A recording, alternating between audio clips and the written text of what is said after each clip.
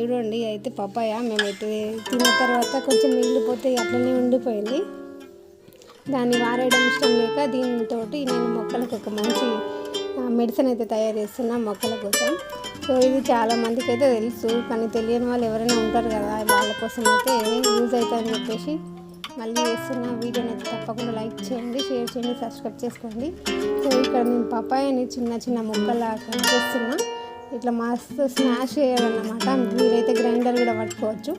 So అట్లా చిన్న చిన్న ముక్కలా కట్ చేసిన తర్వాత ఇందులో మనమైతే బెల్లం కలిపేసి దీన్ని మంచిగా మిక్సింగ్ చేసేసి పెట్టాలి. అది ఒక 5 days 1 week అయిన తర్వాత మంచిగా మెడిసిన్ లాగా తయారవుతుంది. సో నేను ఇక్కడ మొత్తం ఫ్రూట్ని అయితే కట్ చేసిన. ఇక పక్కకు వేస్ట్గా ఈ విత్తనాలు కూడా ఉన్నాయి కదా, వాటితోటి కూడా మనం మొక్కలు పెంచుకోవచ్చు. అది నెక్స్ట్ వస్తుంది. పపాయ అయితే మొత్తం కట్ చేసిన. ఇక దీంట్లో మనం బెల్లం కలపాలి. ఇప్పుడు ఇక్కడైతే బెల్లం కలిపి పెట్టేసిన మొత్తం. ఇది 5 days వరకు.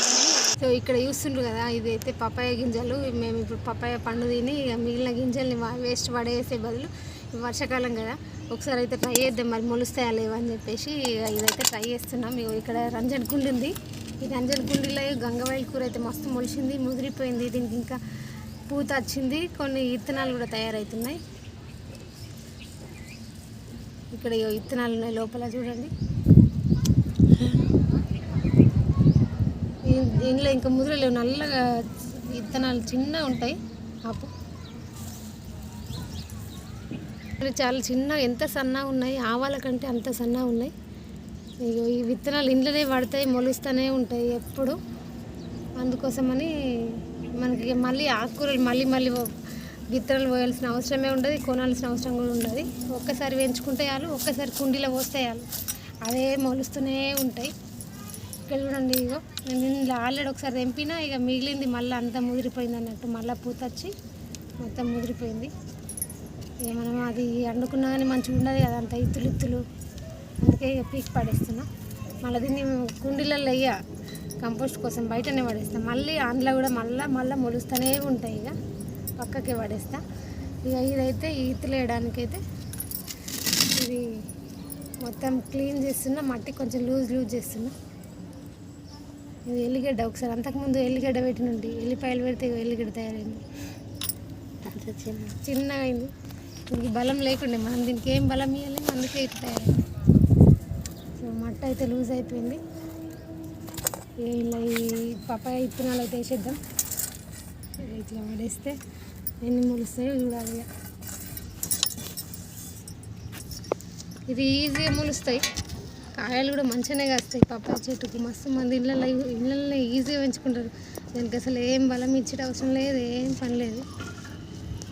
సో మట్టి అంతా రివర్స్ చేసుకొని విత్తనాలు లోపలికి పెట్టేట్టు వేయాలి. ఇప్పుడు ఆల్రెడీ వర్షం పడ్డది కాబట్టి నీళ్ళు పోయాల్సిన అవసరం లేదు, కానీ కొంచెం పోద్దాం.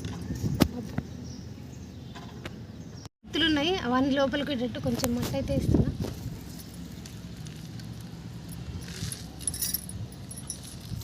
ఇది మొలకచ్చుడు స్టార్ట్ అయిన నుంచి నేను మీకు కంపల్సరీ నెక్స్ట్ వీడియోలో చూపిస్తా, మొలకలు వచ్చినాయా లేదా, ఇంట్లో పెరుగుతున్నాయని చెప్పేసి. సో ఇప్పుడైతే వీటికి నీళ్ళు పోస్తున్నాం. ధనియానమ్మా మరి వర్షం పడితే పల్సర్ అవుతుంది మొత్తం మట్టి చాలిగా. ఇట్లా చూడండి, నేను అంతకుముందు ఇంట్లో టమాటా కర్రీ వేసేటప్పుడు ఆ టమాటాలు కట్ చేసిన టమాటాలలో ఉన్న విత్తనాలన్నీ తెచ్చి ఇంట్లో వేసిన. ఇక ఇంట్లో విత్తనాలన్నీ మంచిగా మొలిచినాయి టమాటా. ఇక ఇక్కడ చూడండి, చూస్తుండే టమాటా నారు. ఇంకొక వారం రోజులైతే దీన్ని మనం మంచిగా చేనులో పెట్టుకోవచ్చు అన్నట్టు.